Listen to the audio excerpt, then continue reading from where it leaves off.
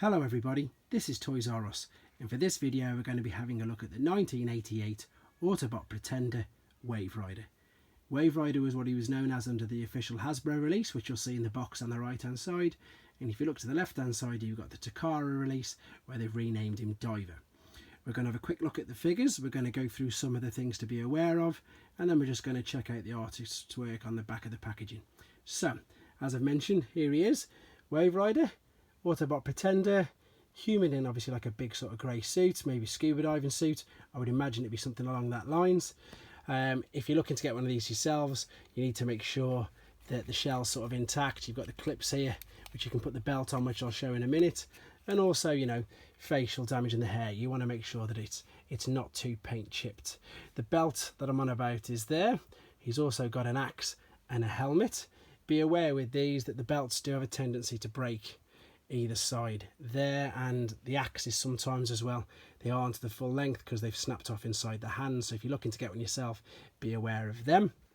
Right, onto the actual little transforming robot itself. I've mentioned before that obviously with the fact that the robot is quite small, there's not much articulation and the transformation's very basic, but obviously that wasn't the gimmick. The gimmick they were going for was the fact that this little robot could fit inside a human shell.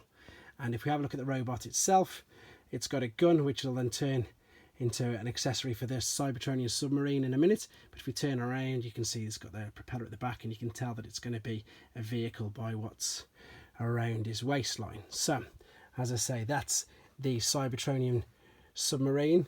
I know that one of the feet isn't bent back over, but it's too stiff and I don't really want to damage it. So this is what it transforms into. You can tell, very basic transformation. Fold the legs and arms over. It's not a bad little toy. As I say, the transformation's okay, but that, as I say, isn't what it was going for. So briefly, bit of history about these. So as I say, in the UK and USA, the cartoons and everything had stopped, so we weren't getting any more cartoons, unlike Japan, where they were lucky enough to be having Super God Masterforce, which I'm going to come to in a second. I'm just moving these out the way. This is the back of the box, and you've got what is the Pretender's sort of battle scene with the Power Masters as well. So you've got Power Master Optimus Prime there. Whereas, however, in Japan, Takara released this version, and he was known as Diver. And as I say, they were running the Super God Masterforce cartoons on the TV. So he coincided with the cartoons that were running. The battle scenes, the same on the back. You've got differences in the names of the characters, but the artwork's fantastic. There we are. And as I say, they were lucky enough to still have cartoons running. This one is a mint and seal box, so I'm not going to open the contents. I'm going to very carefully lift the flap up though, and you can see him in there, and you've got this extra bit at the top there. Now the other thing I want to show you with this is, if I fold this back and try not to create a flap crease, if you have a look at his hair, you can see that his hair is brown.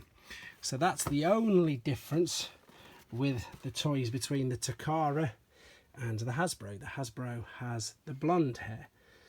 So that's the differences between them two. The figures, as I say itself, they're okay. They're quite basic. The transformation's basic. And as I say, if you've seen the Super God Masterforce series cartoons, then you will probably get a bit more appreciation for the Pretenders themselves, because in that you get to learn a lot more about them and see more of them. As I say, they were just forced upon us with no real storyline in the UK and the US, but there we are. That's the differences in between the two. That's the things you need to be aware of if you're looking out for getting them yourself. Hope this helps you. Take care and subscribe for more.